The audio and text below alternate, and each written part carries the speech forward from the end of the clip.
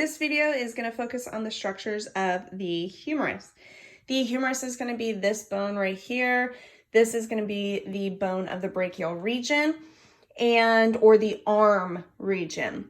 If we take a look right here, this is going to be the scapula up in here, and this portion is the head. That is the head of the humerus, and there's these little bumps that are right next to the head, and if I were to try to turn this a little bit, you might be able to see on this view. This is the head right here. This bump right there is the greater tubercle. This little or smaller bump is the lesser tubercle, and then this groove that's in between is the intertubercular groove. Intertubercular groove. So greater tubercle, intertubercular groove, lesser tubercle. And intertubercular means in between the tubercles. Of the head, you see this line that kind of follows all the way around the head, and that is the anatomical neck. Now there's this right here, this line, and that is the surgical neck. And the surgical neck is basically that if you broke your humerus right there, you would have to get surgery. If we were to follow down or inferiorly, or actually this is an appendage, so this is going to be distally. This rough patch right here is the deltoid tuberosity, because we're going to have the deltoid wrap around and it's going to insert right here on the deltoid tuberosity. If we go to the distal region, we have a couple features. This big old pointy part right here, that is the medial epicondyle. Medial epicondyle, that's basically your funny bone. You know when you hit something and it gets in the way? Well, look, it's like poking out right there, totally in the way. That is the medial epicondyle. And the reason for that name is medial, meaning that it's on the medial side or closer to the midline.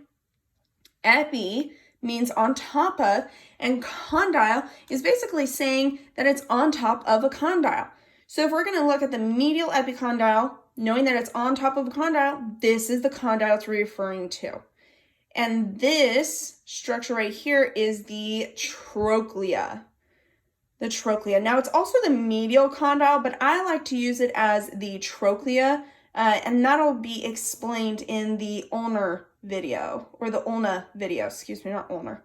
I was thinking of the ulnar nerve that runs through. So that's when you hit your funny bone, you actually have the ulnar nerve that runs right here on the medial epicondyle, and that's what you're hitting. That's what makes it uncomfortable. Okay, back to the condyle. So this is the medial condyle, and this is the trochlea. And then the lateral condyle is this one right here, and it's the capitulum. So those names are interchangeable. The capitulum is kind of like a head. So it's that rounded condyle. If I were to go to the side here, then we have this. If we had a medial epicondyle, we have a lateral epicondyle. So here's the lateral, epi being on top of, and condyle. So it's on top of the condyle. There's a few things you can't quite see on this side, but this ridge right here is going to be the lateral supracondylar ridge, meaning it's on top of the epicondyles. Let's see if I can turn this guy around for us to be able to view it. Here we go. So on this posterior portion, now we're on the back side of the skull, or not the skull, of the skeleton. We're going to have the humerus here. Here's the head. You can kind of see the tubercles right there. And then we're going to continue on down. Now this is the medial epicondyle right here. Here's that lateral epicondyle and then the lateral condyle. And this is going to be your medial supracondylar ridge. And then here's the lateral supracondylar ridge. There is a fossa that you should be well aware of, and that's just because of the articulation point that it has. So this big old fossa here, it's this depression, is going to be known as the olecranon fossa. Right in there is the olecranon fossa, and the reason for that is because this structure is the olecranon process of the ulna. I actually forgot a structure real quick on the anterior portion, and that is that we have that olecranon fossa that is on the posterior side. Oh, this guy's getting a little wild here. And on the anterior side, we have a smaller fossa. That is the coronoid fossa, and that is because the coronoid process of the ulna will come right on into the coronoid fossa when you have flexion of the elbow. So that's the coronoid fossa that the coronoid process is going into. And then in extension, you're going to have, let's flip this guy back around again. In extension, here's flexion. The olecranon process is going to come into the olecranon fossa during extension.